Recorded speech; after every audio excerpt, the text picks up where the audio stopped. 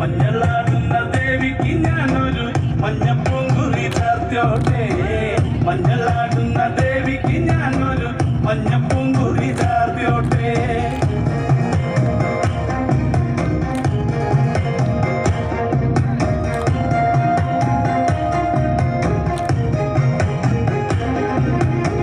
മനന്നൊന്നു വിളിക്കണ നേരത്ത് മനതാരില് വന്നമ്മ.